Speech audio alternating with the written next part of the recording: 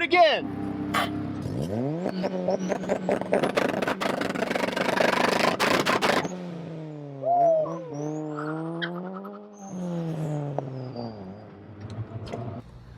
YouTube, what's going on? I know it's been a long time since you've seen my face behind the camera, obviously working on vehicles, but I'm still here, still doing my thing. Today, we are going to be doing an oil change here on a 2015 Nissan Sentra SV. The last video that I posted me doing work was injectors, I believe took off the fuel rail, spark plugs, things of that nature, just regular scheduled maintenance. But I'm back again for another oil change per usual. I'm a little overdue on this one. Like I mentioned, I know it's been a little bit of time since you've seen me last. As you guys may know, or maybe some of you guys don't know, I totaled the Civic about a year ago. I had mechanical issues with the electric power steering. It kind of locked up on me and I was driving straight, threw me to a wall, turned left, made me go into a wall. I kind of put a clip down here so you can kind of see the damages that was due.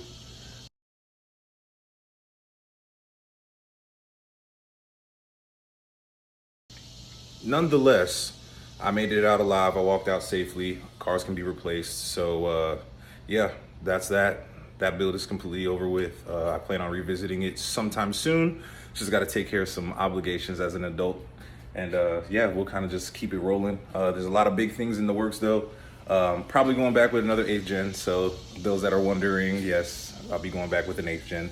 But in the meantime, we're just going to get right into this video in terms of getting this oil change done. All right, so when it comes to oil changes, they're pretty simple, pretty straightforward. Obviously, this is the oil, and this is the dipstick here. Not gonna check it, I know it's bad, but you're more than welcome to on your own. I'm also going to change out the engine filter here. I bought a new one for it. So first part of protocol, wow, I can't speak today. We're gonna go ahead and get the car jacked up. That way we can get underneath it, and I can show you all the components in where we go to get this thing going. The weight choice for me is synthetic 5W30. I went with the Mobile One. Said Mobile One right here. Full synthetic 5W30 weight. Runs pretty good on this car. I like it. And yeah, we're gonna get right into it.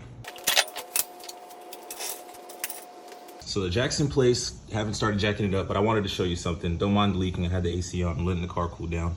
Nonetheless, see these little rivets right here, these ones? That is what we call a jack point. For those that don't know, you wanna jack the car on this. There's like a low subframe beam right there. Good support where you can jack the car. I'm gonna kinda scoot the jack back a little bit because I gotta put these beautiful jack stands of mine right there on that pinch wheel where you see those rivets. So just a little tip of advice for those that don't know where to jack the car, that's where you would go. And there's obviously some other focal points that you can use, but that's the one that I'm using today. So bear with me, let me go ahead and get this thing started, and yeah, we'll go from there. As you can see here, we got the vehicle fully lifted and jacked up on both sides. And I have the jack there just for support, just in case. And now we have access to go underneath the vehicle. Set this this pan right here, oil pan, right here next to this drain. It's the oil drain right here. I believe it's a 14 or 7mm bolt. And then obviously this is your engine oil filter. So I'm gonna go ahead and pry this guy open. Shouldn't be too difficult. And this is usually hand tight, so I can just twist that off. And we'll drain the bad oil. This is a 14mm bolt. I'm gonna go ahead and just break it. Not too much pressure, pretty straightforward.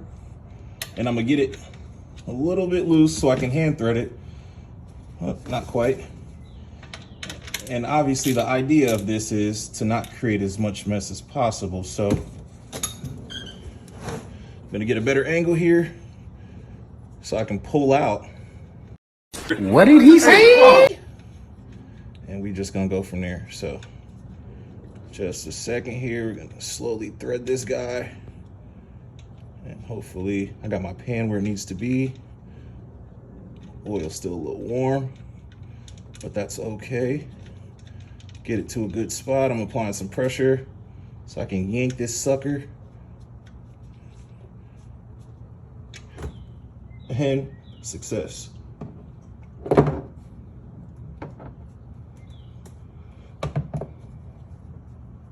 And we're just gonna let that guy drain out.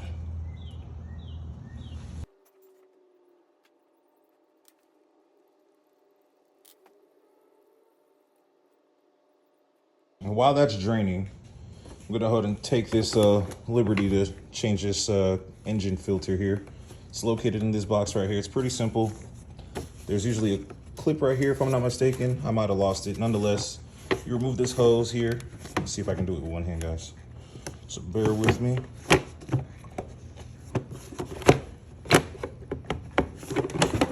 There we go. That piece comes off. I'm gonna just tuck it to the side here. As you can see, the filter's there. It's probably not the cleanest, but there's one clip, two clip, and then you just remove the whole assembly. And I like to do this like maybe every other oil change. That way you can just ensure that the filter's nice and clean. This one isn't too bad, but like I said, we're gonna go ahead and just knock that out today. So let me put the new one in, and then it's just the reverse step. And if there's usually debris and stuff like that in here, you're more than welcome to vacuum it out, sweep it out, wipe it out, whatever may have you. That way engine stays as clean as possible. So this is the new filter here.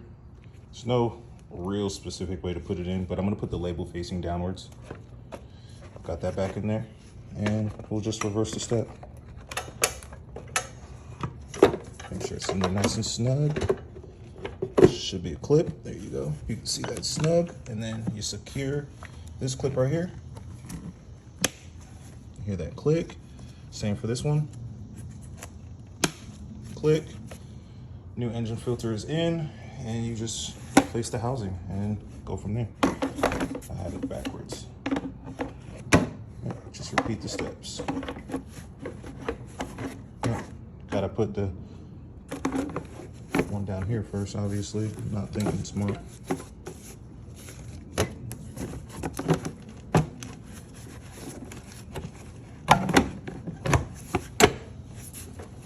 There we are. Everything's nice and snug. Everything's tight. For the sake of time, while this is still draining, we're gonna go ahead and remove this engine filter. And we'll kind of just do it like that. You can see it already got me, so I'll let it kind of bleed out a little bit. Get those reserves off the top. Trying to stay clean, guys. I don't want to get messy. As I continue to get freaking pissed off. Well, I guess we're here now, right? So, F it. But you want to put some oil around the seal here, so that way you get a good seal. And we're just gonna reverse the steps. Slide this guy right back in there.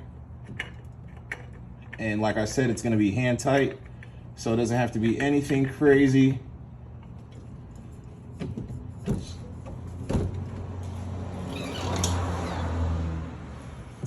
Got some oil on my hand, so I'm gonna use this rag to kind of ensure that it's fully tightened. 1, 2, 3, 4. And that's plenty. And yep.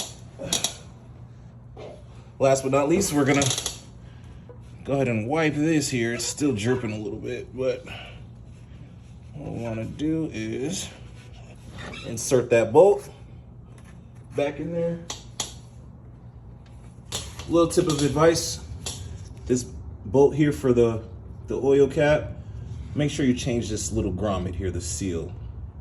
That way it's another good seal like mentioned before. And what you want to do is we'll throw this sucker back in there. Get us a good hand thread going. Boom, it's in there. And I'm gonna grab this 14 millimeter, and we'll tighten it down. I recommend you not overstrip it, just enough to make sure it's secure. Apply a little torque pressure, and as you can see there, it's back. Oh, and one thing to mention, you want to be sure you spray the surface here with some brake cleaner. That way you get some of that excess oil out the way, nice and clean. Go ahead and wipe it down. Like I said, so there's no extra excess oil. All right, so next step for me, lower the car back down, and then we're gonna top the oil off, start the car, let it run for a second or two, then go back and check the dipstick to make sure that we have the right amount of oil and to ensure that it's clean. Then you double check, make sure that there's no leaks, all that good jazz, and oil change pretty much done. Time for the oil. It's a 5-quart right here. I think this car calls for 4, so we'll do 4, and then yeah, we'll pretty much go from there. Get you a good little nice even pour going.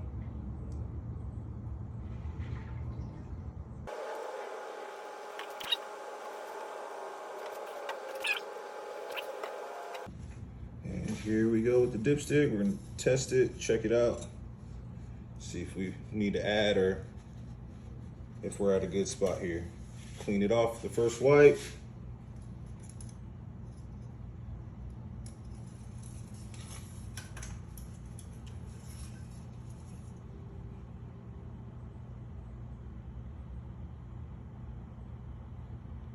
And it looks like we're a little on the lower end, so I might have to add another quart here. Not sure if you guys can see that or if it's gonna show well. But you can see the wet marks right there on that L. Then there's an H for high. Wet marks is on that first ring at the bottom, so it's oh, let me let it focus. If it does. If not, it's cool. It's still on the lower end, so I'm gonna add another quart. All right, good people. As you can see here, car's back outside. Oil change is complete. As always, I do appreciate you guys sticking through the journey. It's been one hell of a journey, one hell of a ride. But we still here, we still grinding, still working. And yeah, more things to come. So if you haven't already, make sure you like, share, subscribe. If you have any questions, hit me up. I'm not a mechanic, just do things on my own, learned it pretty much on my own. But yeah, nonetheless, we are still here, like I said, and we'll catch you on the next one. Later.